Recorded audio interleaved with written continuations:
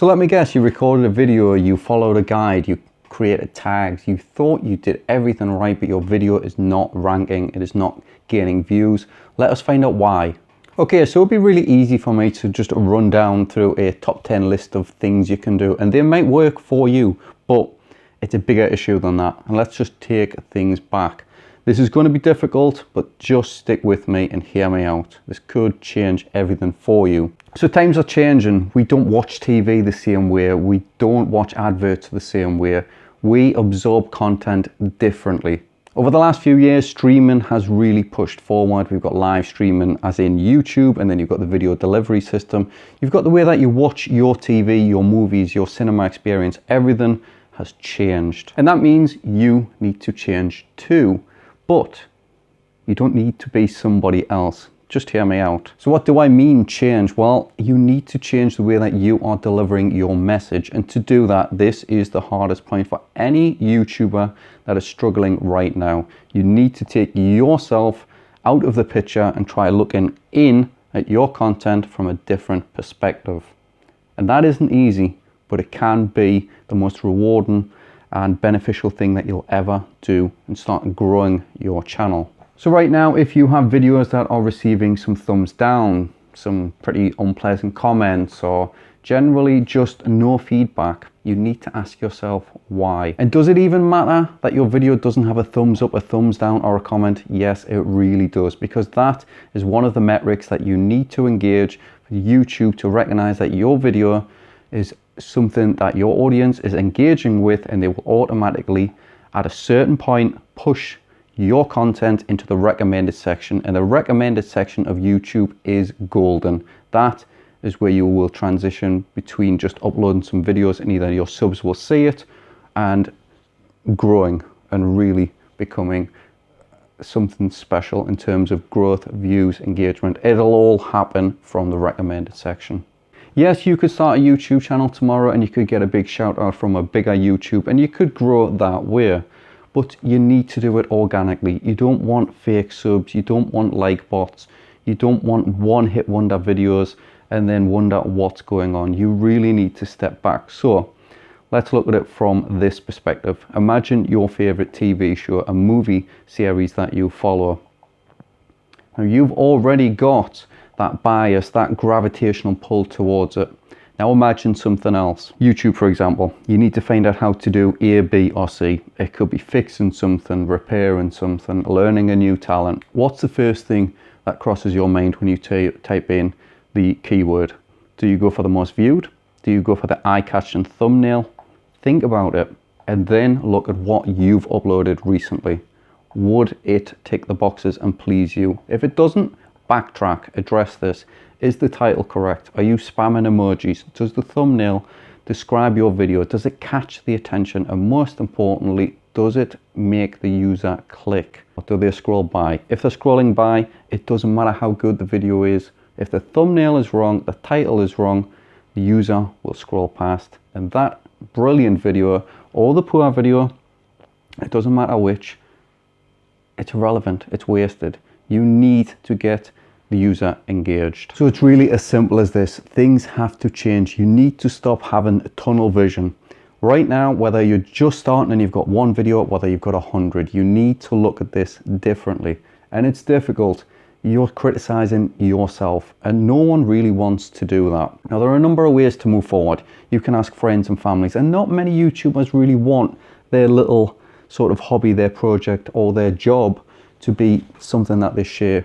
Because, you know, when you're first starting out, talking to a cam isn't easy anyway, and then to have criticism from friends and family, that's not really a road that I would recommend unless you're very comfortable with a friend and you can ask them for some honest feedback. They may just point out something really obvious that you're missing. Your video quality could be a little bit off. You could, color tones might not appear the same on your particular setup as they do for other people. Your microphone quality might be way off. You might be overstretching your videos or cutting them down short. There are a million and one little things, but the biggest thing you need to accept now is that you need to be your biggest critic. And from that, good things will happen, because what matters right now with YouTube, and yes, there are lots of different debates, but this is straight from YouTube's own mouth, from some of their segments and videos they've done from their own videos or where they've collabed with other YouTubes, is click-through rate, engagement, watch time, and particularly that means not just making a 10-minute video and half of your audience watching the first 3 minutes. That isn't what YouTube wants. Imagine, again, we go back to that TV show, just throw one off the top of my head, The Walking Dead. That's been in the news a lot lately because of ratings and dip-off points. People aren't staying and watching the video to the end anymore. And that is very much the same issue here on YouTube. You need the user to click your video, start watching, and not pause, not skip, and not drop off halfway through. So if you go and look at your analytics and you see a drop off at a certain point at every other video or most videos, but perhaps the user isn't getting the message by the first, the second, the third, or the fourth minute, you need to condense your content down. You need to keep it a little bit more exciting. Now, looking at the beginning of a video, much like I did here, you want a hook. So that is a small little intro. Those first sort of 5-6 seconds, you need to tell the audience what's going to be in this video and deliver it. And sort of a cliffhanger, an edgy sort of, I wonder what the answer. That works brilliantly with YouTube, and it works across the board with media, games, movies, everything, trailers. It just works. You need to hook the user, the viewer, in those first few seconds. Roll your intro if you have one, or a short, whatever, whether it just be a plain static logo or a little 5-6 second introduction to your channel. Then you need to just outline straight away what's going to be in this video. So you bullet point, rhyme it off, catch the audience. So there's a few things to sort of digest straight away. You need to be a bit harder on yourself. You need to look at what's going wrong, and you need to make changes. You can't keep just leaving things the way they are. If it's not working now, you can't just hope that your next 100 subs love your style, because if you've got subs already, you're catering for them. Your subs matter. This isn't about views. This is about delivering something that your subscribers or your viewers are here for, and keep doing that. And then you can evolve and you can branch out in different directions, but you need to pull in that audience. You need to deliver something they like, and you need to keep doing it. So yes, the little things matter. Your videos do need to be tagged properly, but again, just coming back to that point, YouTube themselves are really pushing this message. That is just one little portion of the metric system that they monitor, and they pick out videos that they want to recommend and push. Just tagging a video isn't enough. Just having a catchy thumbnail isn't enough. You can have a really great clickbaity, almost like, you know, pull thumbnail that for a certain niche, that's going to get the first click. But if those first 5 seconds are not what the viewer wanted, or within the first minute, you're not really delivering the message or, you know, why they came, they're going to go back, and that is going to harm your channel in the sense that your click-through rate might be good, but then your viewer retention is bad. And viewer retention is really, really important. Again, we're just sort of covering over ground, but with a TV show, if you know, a network puts out a pilot and they monitor it and everyone's dropped off by the first break, they don't come back, they don't go back for the second episode, it's a fail. They know they have to rework something, and you do too. So how do you move forward? Well, you need to go right back to basics. You need to go right back to your first video, look at where you were then and compare to where you are now. And that's for an established channel. And you can pick out positives, and you can also identify things that have gone wrong. If you were great here at the start, then it went up and up and up, and then you've seen a dip, find out where it dipped. Look at the views here. Did they start going down? Has that been a roller coaster? Identify what you changed, or identify what the audience is lacking. Has something happened in the world, in the media?